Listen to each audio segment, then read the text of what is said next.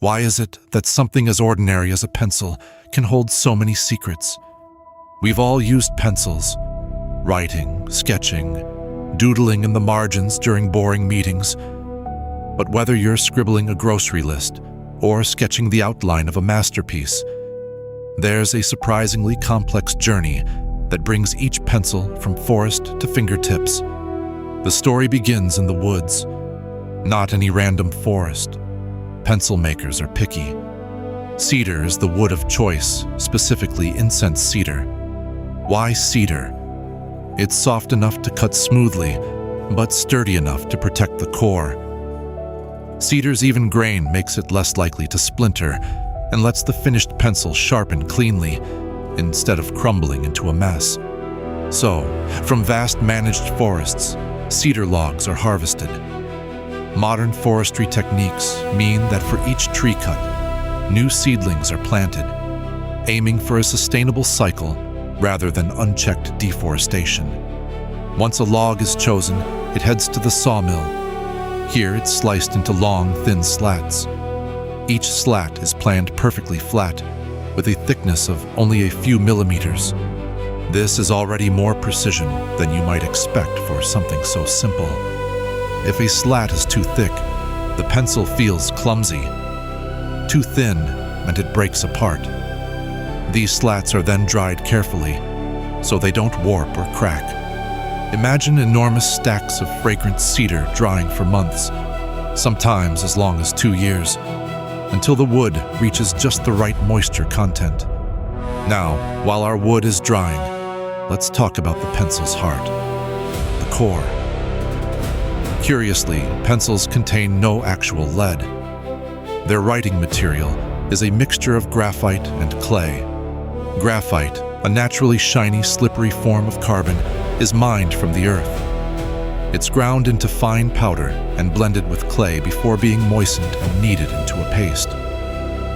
Adjusting the ratio of graphite to clay controls the hardness.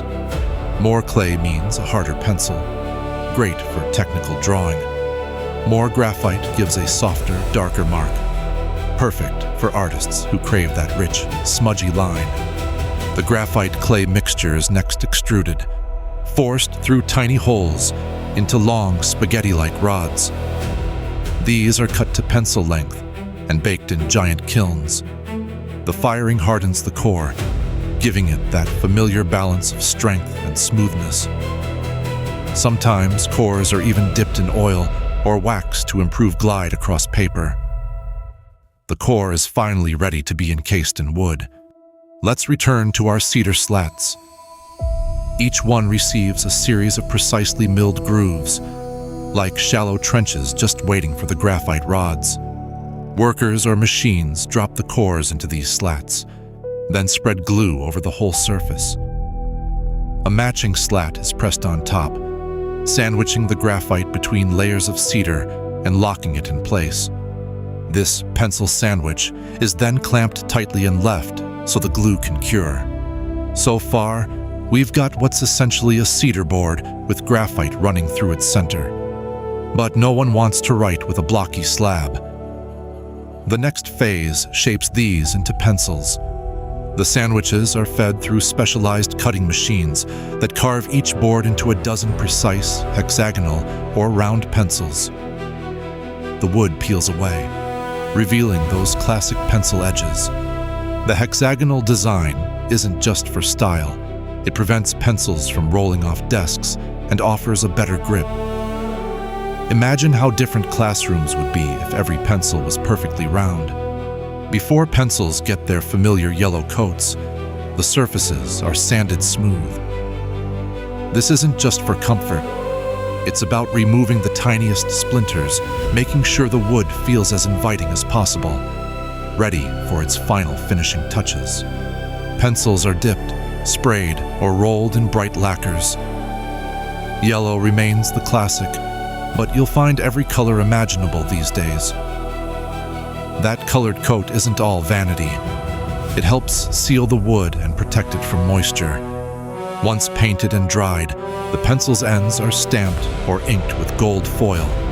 brand names, logos, or those mysterious numbers indicating hardness, like HB, 2B, or even the elusive 9H. But what about that indispensable pink eraser perched atop nearly every pencil? The process for attaching this is a story in itself. Small metal bands, these are called ferrules, are crimped onto the end of each finished pencil. Erasers, usually made of synthetic rubber or vinyl, are inserted into the ferrules, then pressed tight so they won't pop out the first time you try to erase a mistake. Some pencils skip this step altogether. Think of artist-grade pencils with bare, finished ends. Others might feature small brushes instead, or a capped end for aesthetics. At last, the pencil is finished. A tool ready to take on novels, shopping lists, and blueprints. Before being boxed and shipped around the world, pencils go through a quality control check. Machines and human inspectors test the sharpness, paint, alignment, and smoothness. Only the best survive the culling. Pencils with visible flaws get recycled into the process, or occasionally are sold as seconds, destined for some lucky thrift store shopper. And now, a passage that brings a different perspective on craftsmanship and simplicity. The creation of a simple tool requires the hands and minds of many, none of whom can see the final whole. There is no master plan, only a dance of expertise and trust. Each material and motion in rhythm, leaving a trace that is both humble and profound. Anonymous Poetry Collection. Reflecting on this, it's remarkable how the production of a pencil, so easily overlooked, relies on interconnected steps, each guided by specialized knowledge. No single person can take credit for the entire process. The loggers who manage forests, the machinists who calibrate saws, chemists adjusting graphite formulas, engineers tuning extrusion dies, workers fitting erasers. All are bound together in a manufacturing chain that unleashes creativity worldwide. The pencil might look simple, but it's a testament to what's possible with collaboration. If you think about it, the pencil is a miniature factory in your hand. The wood recalls the living forest. The graphite whispers of Earth's ancient past. The lacquer and paint hint at the ingenuity of chemistry and color. Each part reflects a problem solved, a tradition refined, a process perfected over more than a century. So, what does this say about the relationship between craft and technology? Pencils, once meticulously made by hand, now roll from automated assembly lines. Yet, the care taken in wood selection, the precision in core formulation, and even the satisfying clink of pencils in a fresh box, all demonstrate that technology doesn't erase craftsmanship. It redirects it. Consider, would the world's most famous sketches, equations, or architectural plans even exist without the humble pencil?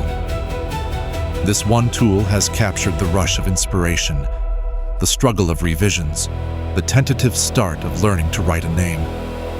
It's been a silent companion to students, artists, philosophers, an uncelebrated hero bridging the gap between raw idea and reality. Delving deeper, there's a quiet poetry in how each pencil is both unique and identical. No two slats of cedar are exactly the same.